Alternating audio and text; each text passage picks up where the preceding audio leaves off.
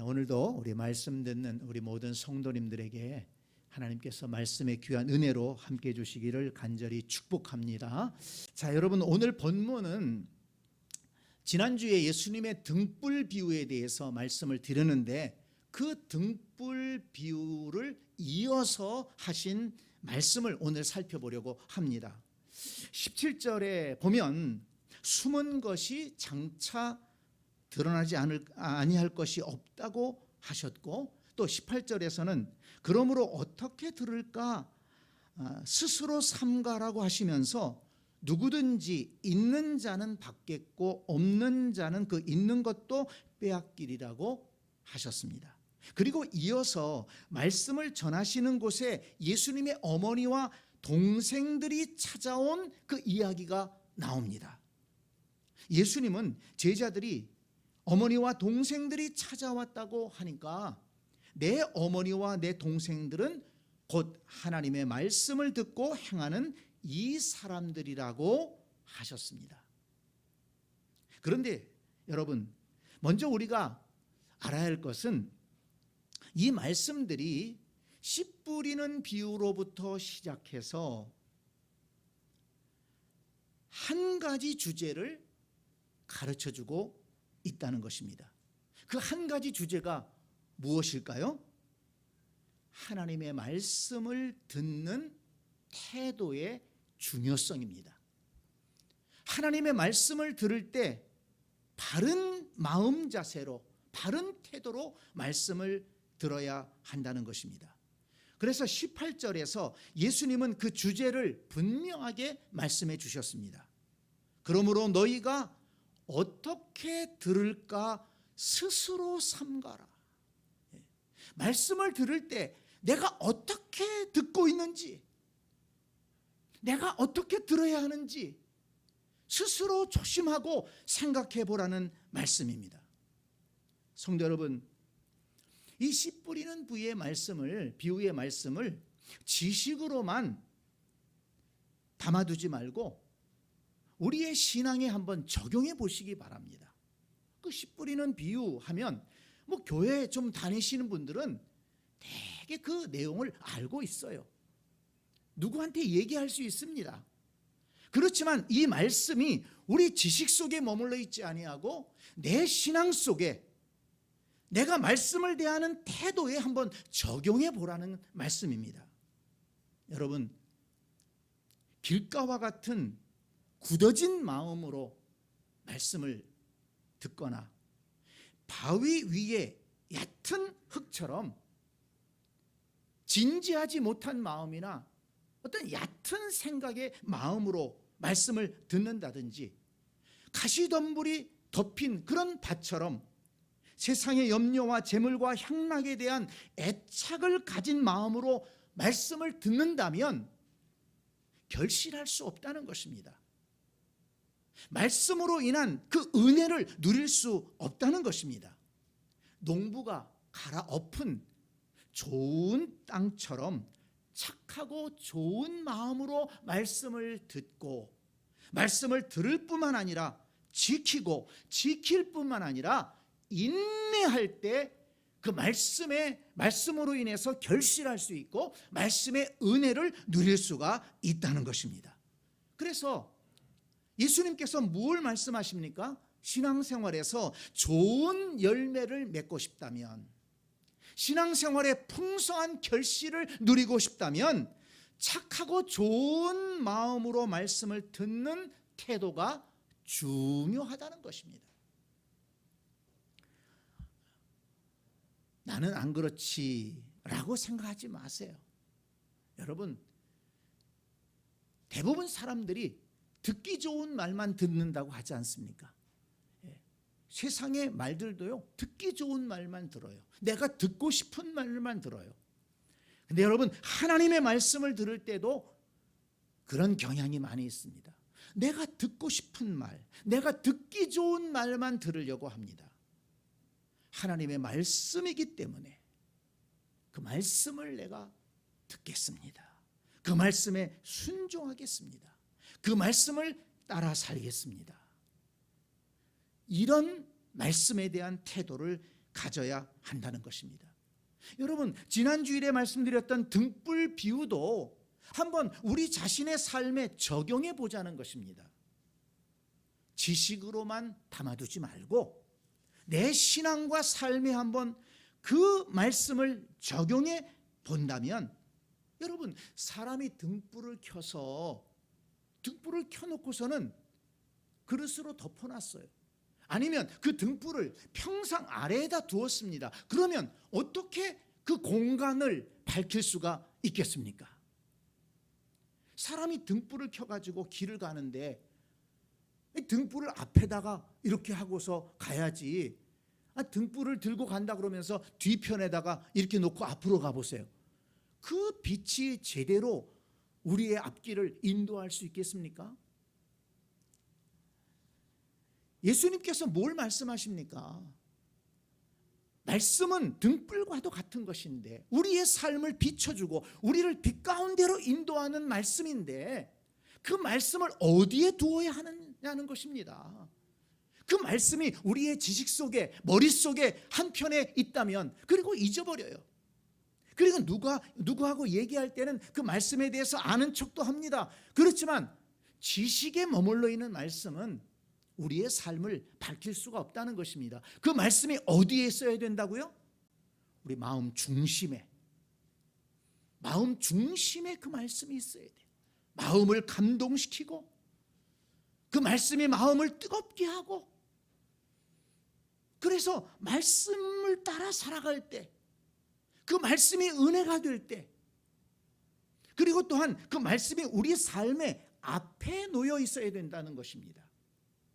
내 생각과 내 경험과 현실에 아래에다 두고 말씀과 상관없는 삶을 살아간다면 그 말씀은 우리에게 어떤 영향도, 긍정적인 영향도 끼치지 못할 것입니다. 말씀을 우리 마음 중심에 두고, 그리고 말씀을 우리의 삶의 앞에 두고 나아갈 때, 그 말씀을 따라서 말씀의 인도하심을 따라 나아갈 때, 우리의 생각과 경험과 현실을 보다도 말씀을 앞에 두고 살아갈 때 그 말씀이 우리의 삶을 믿음의 삶으로, 올바른 삶으로, 빛된 삶으로 인도하게 된다는 것입니다. 그러므로 성도 여러분, 죄와 저주와 사망의 어둠 속에서 구원을 받고 예수 그리스도 안에서 의롭게 되고 하나님의 자녀가 되고 하늘의 은혜를 경험하고 영생의 복을 받아 누리며 빛 가운데 살아가기를 원한다면 무엇보다도 말씀을 마음 중심에 두고 삶의 앞자리에 두려고 하는 신앙의 태도를 지켜가야 한다는 것을 잊지 마시기를 바랍니다. 여러분, 이렇게 예수님께서 말씀을 대하는 태도를 강조하시는 것은 예수님의 어머니 마리아와 동생들이 찾아왔을 때 모인 사람들을 향해서 하신 말씀에서 그 절정을 이룹니다. 21절을 다시 한번 보세요. 예수께서 대답하여 이르시되 내 어머니와 내 동생들은 곧 하나님의 말씀을 듣고 행하는 이 사람들이라 하시니라. 혹시 이 말씀이 예수님께서 어머니도 몰라보고 형제들과도 연을 끊겠다는 그런 말씀은 아닌가, 이렇게 오해하실 수 있어요. 그러나 아닙니다. 요한복음 19장 27절을 보면 십자가를 지고 골고다를 올라가시는 그 고통의 순간에도 어머니 마리아가 있는 것을 보시고 제자 요한에게 어머니를 부탁하십니다. 보라 내 어머니라. 이제는 요한, 나의 어머니를 내 어머니로 알고 보살펴 주기를 바란다. 그래서 요한이 마리아를 그때부터 자기 집에 모셨다라고 기록하고 있습니다. 그리고 사도행전 1장 14절을 보면 여자들과 예수의 어머니 마리아와 예수의 아우들과 더불어 마음을 같이하여 오로지 기도에 힘써라 했습니다. 예수님이 승천하신 후에 제자들을 비롯한 120명의 성도들이 다락방에 모여 기도하고 있는데 그 자리에 누가 있었느냐? 바로 예수님의 어머니와 그 동생들이 함께 동참했다는 것입니다. 이런 사실들을 볼 때 예수님이 메시아의 사역을 하신다고 해서 가족들을 홀대하거나 절연하신 것이 아니라는 사실을 알 수가 있는 것입니다. 그럼에도 오늘 본문에서 내 어머니와 내 동생들은 하나님의 말씀을 듣고 행하는 이 사람들이라. 그 모여서 지금 말씀 듣고 있는 사람들을 향해서 그렇게 말씀하신 겁니다. 무슨 말씀입니까? 말씀을 듣고 행하는 사람만이 예수님과의 관계가 있는 사람들이라는 것을 강조해서 지금 말씀하고 있는 것입니다. 또한 이제 예수 그리스도 안에서 새롭게 세워질 교회 공동체가 있을 것인데 그 교회 공동체, 예수 그리스도 안에서 새롭게 세워질 교회 공동체는 어떤 공동체냐? 하나님의 말씀을 듣고 행하는 사람들이 모인 공동체가 될 것이라는 말씀입니다. 이것은 유대인들에게는 충격적인 말씀이에요. 유대인들은 지금까지 아브라함의 자손, 혈통적인 것을 굉장히 중요하게 생각했습니다. 우리는 아브라함의 자손이다. 그렇기 때문에 우리는 하나님의 백성이다. 우리는 예루살렘 성전에서 제사를 드리고 있기 때문에 우리는 하나님의 백성이다. 이렇게 생각했어요. 그런 자부심이 있었습니다. 그런데 예수님께서 그런 자부심을 깨버리는 겁니다. 아니다. 진정한 하나님의 백성, 하나님의 자녀, 하나님의 가족은 하나님의 말씀을 듣고 행하는 사람들이다. 혈통과 상관이 없다는 거예요. 예루살렘 성전에서 제사 드리는 것과 상관이 없다는 것입니다. 정말 중요한 것은 뭐냐? 하나님의 말씀을 듣고 그 말씀을 따라 살아가는 그 신앙이 중요하다는 것을 강조한 것입니다.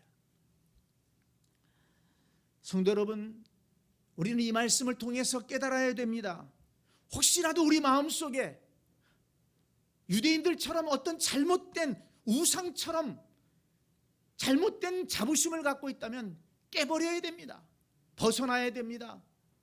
내가 교회를 얼마큼 다녔고, 내가 예수를 몇 년 믿었고, 우리 아버지가 장로님이고, 우리 누가 어쩌고, 이거 주장하는 사람들 많아요.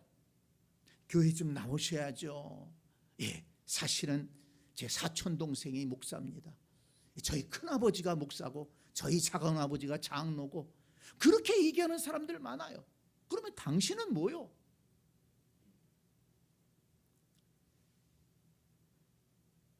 우리가 가지고 있는 허상들이 있을 수가 있어요. 우리를 착각하게 만드는 것이 있어요. 아닙니다. 이제 우리는 주님의 말씀 앞에서 우리 자신을 솔직하게 돌아봐야 됩니다. 과연 나는 진정한 하나님의 자녀인가? 하나님의 백성인가? 하나님 나라의 가족인가? 그 기준이 뭐라고요? 하나님의 말씀을 듣고 행하는 것이다. 예수님께서 분명하게 말씀하셨습니다. 그러기 위해서 어떻게 해야 되느냐? 예수님이 지금 그걸 말씀하신 거예요. 씨 뿌리는 비유를 통해서 착한 마음으로, 착하고 좋은 마음으로 말씀을 듣고 그 말씀을 지키고 인내해서 결실하는 자다. 결실할 수 있어야 된다. 그리고 그 말씀을 들었으면 마음에 두고, 마음 중심에 두고, 삶의 앞자리에 두고 그 말씀을 따라 살아가야 된다. 예수님께서 지금 이것을 강조하신 것입니다. 성도 여러분, 말씀을 대하는 태도를 우리는 바꿔야 되겠습니다.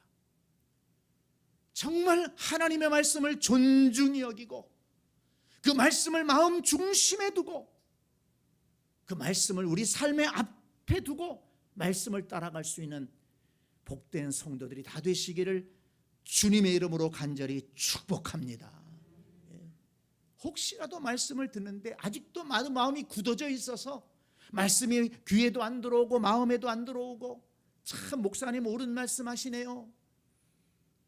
혹시라도 그렇게 듣고 있지는 않는지, 말씀을 들으면서도 세상의 염려와 재물과 세상 쾌락에 대한 그런 애착의 마음이 너무 많아서 말씀이 힘을 못 써요. 들을 때는 듣지만 그 말씀이 어떤 긍정적인 영향도 우리에게 끼치질 못해요. 혹시라도 우리 중에 그런 분은 안 계시는지 우리 자신을 돌아봐야 될 것입니다. 그래서 예수님이 말씀하신 거예요. 너희가 어떻게 들을까 스스로 삼가하라. 스스로 삼가하라. 그 자기 자신이 알잖아요. 내가 지금 어떤 마음으로 말씀을 듣고 있는지, 지금 내 영적 상태가 어떤지 나는 알잖아요. 스스로 생각해 봐야 되는 거예요. 그리고 회개할 것이 있다면 회개하고, 내 마음이 무엇 때문인지 굳어 있다면 부서뜨려야 되고, 그리고 착하고 좋은 마음으로 말씀을 받아서 100배의 결실을 할 수 있는 복된 성도들이 다 되시기를 간절히 축원합니다. 그렇다면 여러분, 하나님의 말씀이 어떤 존재이기에 이처럼 예수님은 말씀 듣는 것을 강조하시고 말씀 중심의 신앙생활을 강조하신 것일까요? 하나님의 말씀이 왜 그렇게 중요할까요? 그 답도 오늘 본문에서 찾아볼 수 있습니다. 먼저 말씀이 곧 하나님이시기 때문입니다.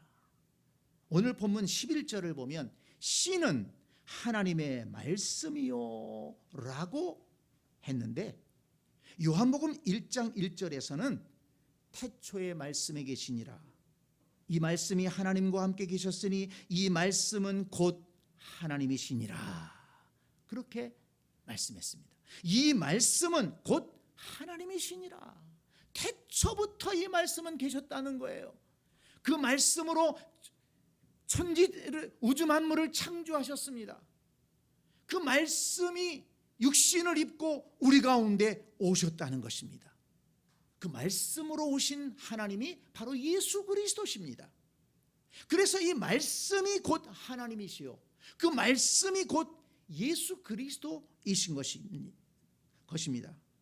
여러분, 이것이 뭘 말합니까? 말씀을 존중하는 것이 하나님을 존중하는 것이고, 말씀을 무시하는 것은 하나님을 무시하는 것이라는 말씀입니다. 여러분, 그렇죠. 인간 관계에서도 누군가 내 말을 무시해요. 뭐 말을 하고 대화를 나눴는데 듣는 것 같은데 전혀 내 말을 무시해요. 요즘 시체말로 개무시한다 그러잖아요. 얼마나 기분 나쁩니까? 그건 내 말을 무시하지만 사실은 나를 무시하는 거예요. 내 인격을 무시하는 거예요. 나를 존중히 여기지 않는 것입니다.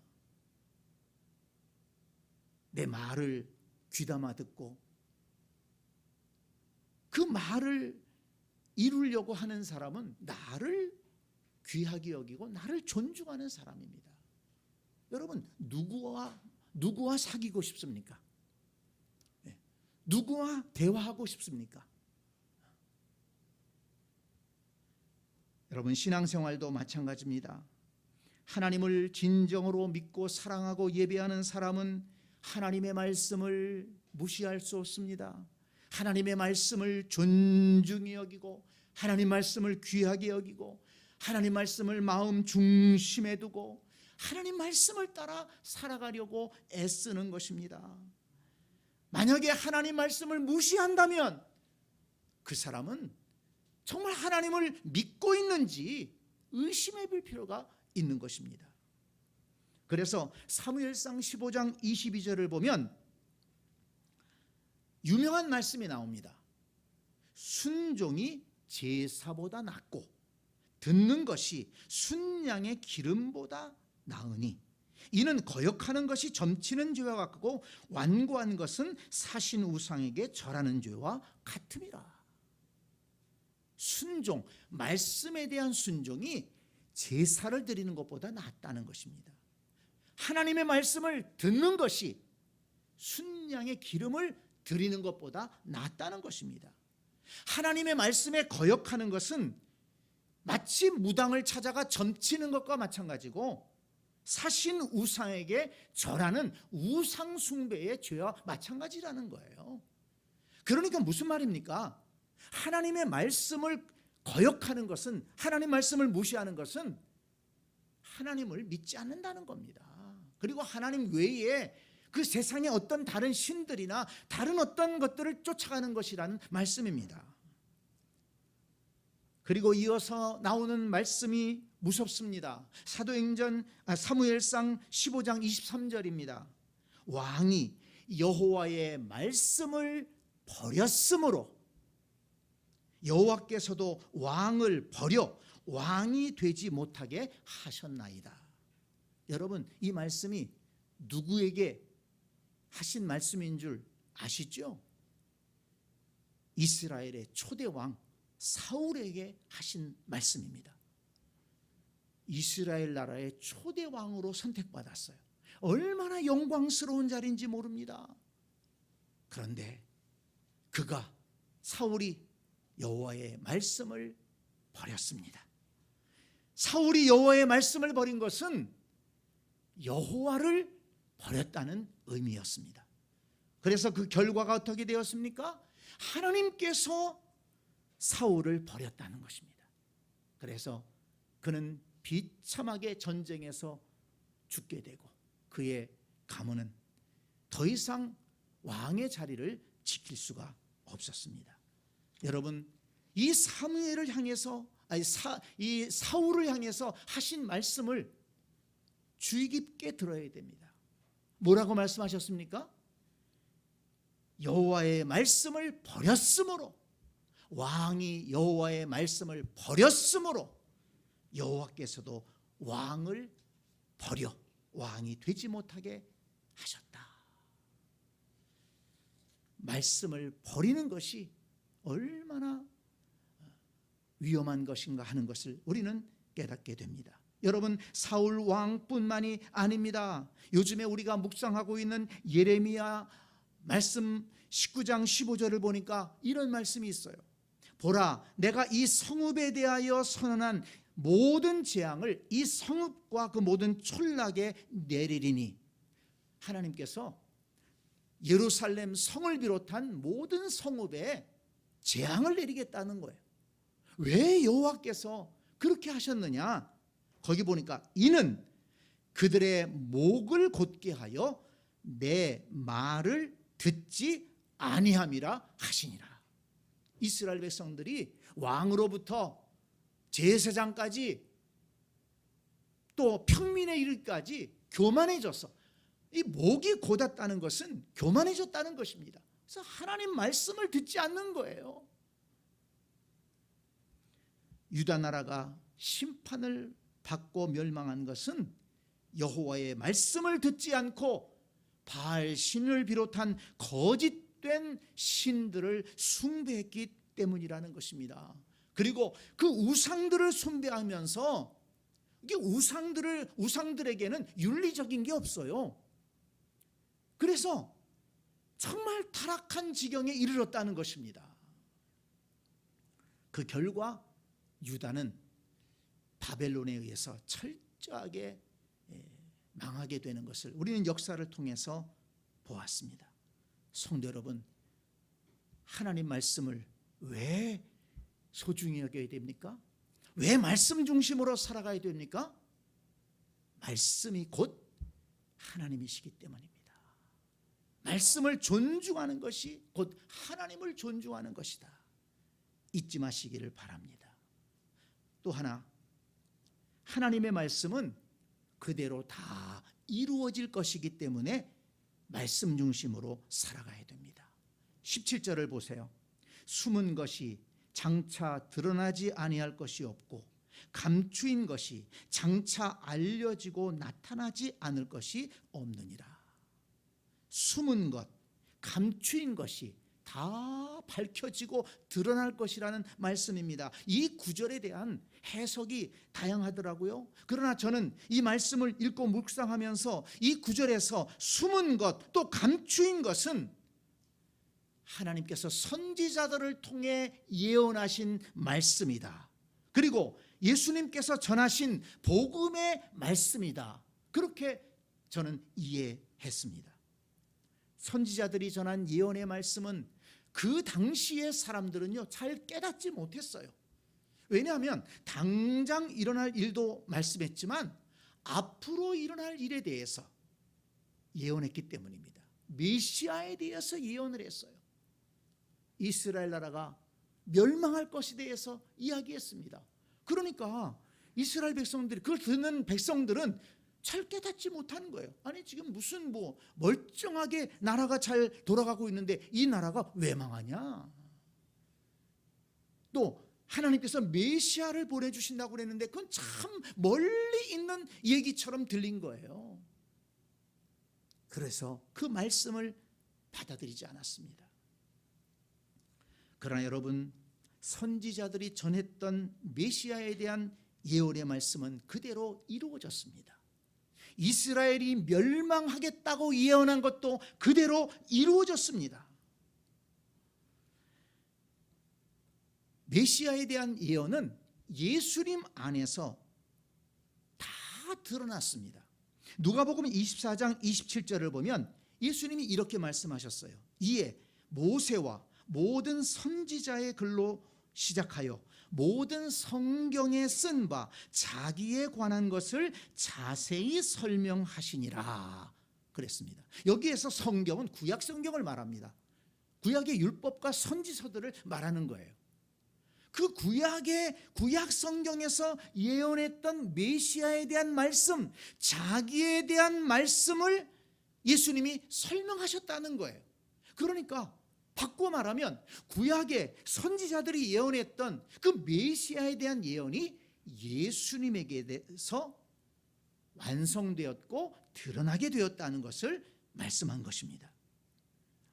요한복음에 보니까 예수님께서 자주 하신 말씀이 있어요. 성경을 응하게 하려는 것이라. 어떤 일을 하시면서 내가 이렇게 하는 것은 성경을 응하게 하려 합니다. 이렇게 말씀하십니다. 여기에서 성경도 구약 성경을 말합니다. 구약 성경에서 메시아에 대한 예언을 한 것이 있는데 그것을 응하게 하려고 내가 이렇게 한다. 그러니까 구약 성경을 아는 사람들은, 메시아에 대한 예언을 아는 사람들은 예수님을 통해서 그 예언의 말씀이 이루어진 것을 깨달을 수가 있다는 것입니다.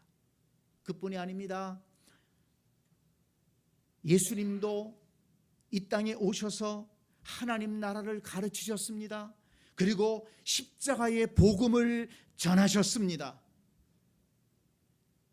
제자들에게 내가 예루살렘에 올라가서 이제 대제사장들과 관원들에게 잡혀서 죽을 것이다. 그리고 사흘 만에 부활할 것이다.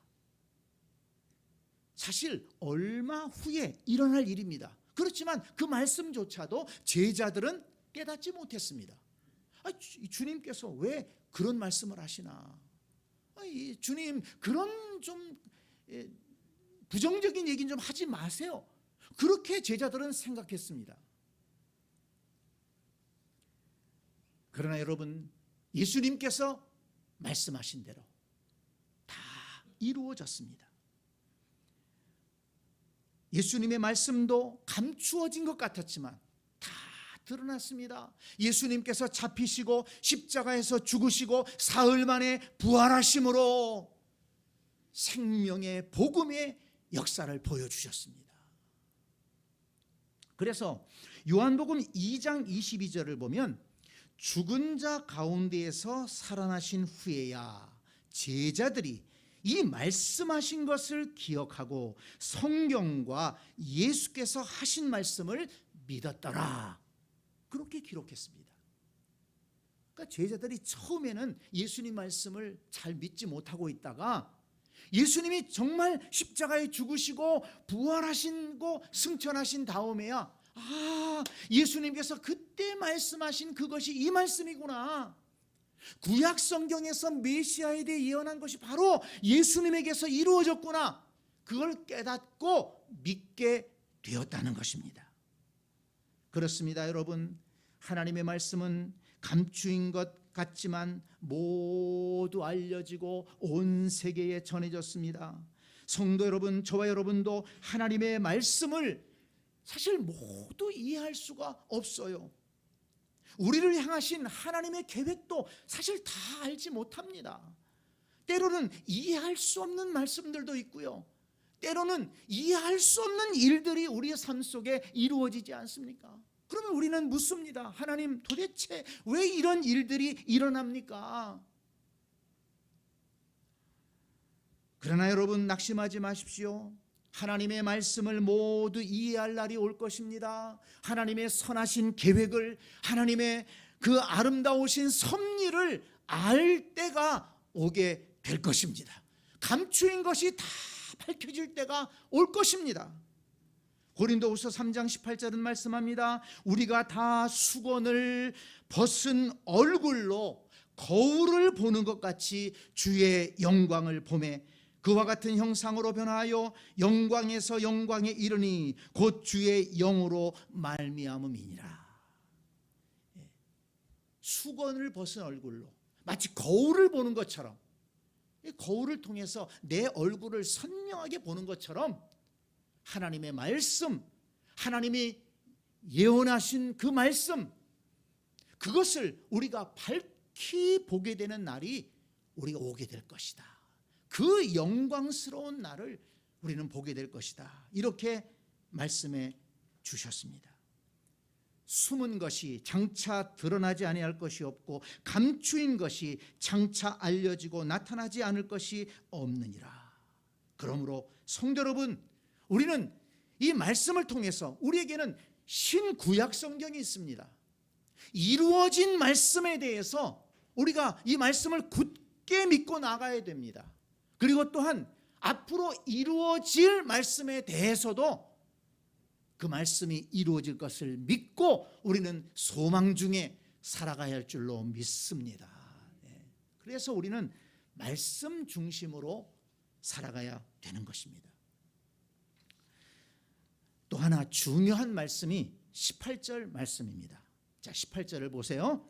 누구든지 있는 자는 받겠고 없는 자는 그 있는 줄로 아는 것까지도 빼앗기리라 하시니라. 무슨 말씀입니까? 지금 앞에서도 말씀드렸지만 지금 씨 뿌리는 비유로부터 계속되는 것은 하나님의 말씀 중심의 삶을 강조한다고 그랬죠. 한 가지 주제로 지금 말씀이 이어지고 있는 것입니다. 그래서 이 18절 말씀도 같은 주제예요. 무슨 말씀입니까? 하나님의 말씀은 그대로 이루어지는 말씀이기 때문에 하나님의 말씀을 마음에 두고 믿고 순종하는 성도들은 말씀대로 이루어지는 복을 누리게 된다는 것입니다. 누구든지 있는 자는 받겠고, 그 있는 것이 뭡니까? 하나님의 말씀이에요. 그 말씀이 마음 중심에 있는 자는 그 말씀이 주는 은혜와 복을 받아 누리게 된다는 것입니다. 그런데 말씀이 없는 자는 있는 것까지도 빼앗긴다는 거예요. 성도 여러분, 하나님의 말씀이 무엇을 약속하고 있습니까?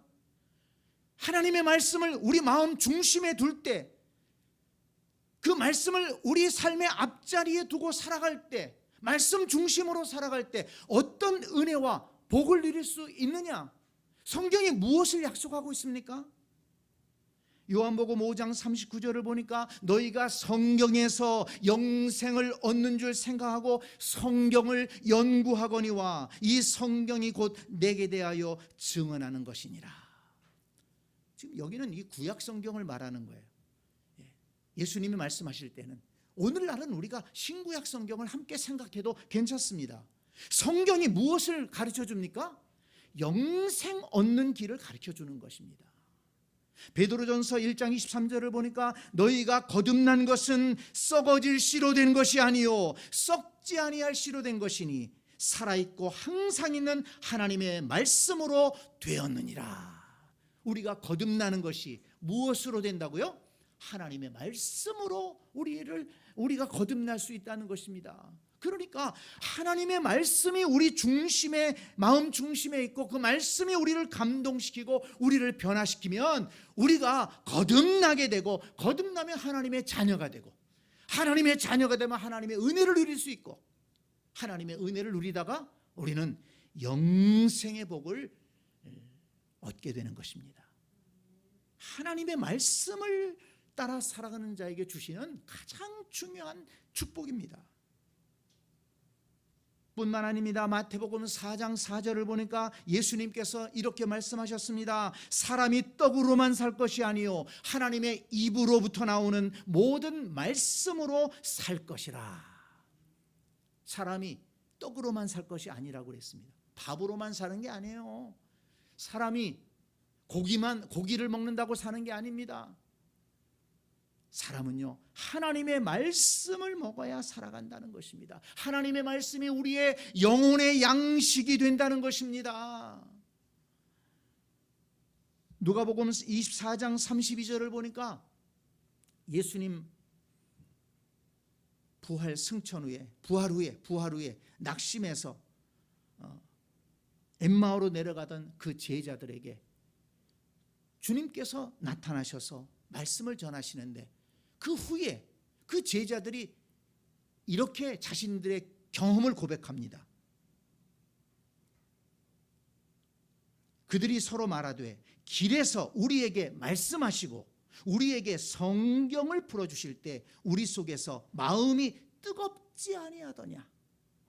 예수님께서 그 낙심에서 내려가는 사람들을 찾아가셔서 뭘 해주셨습니까?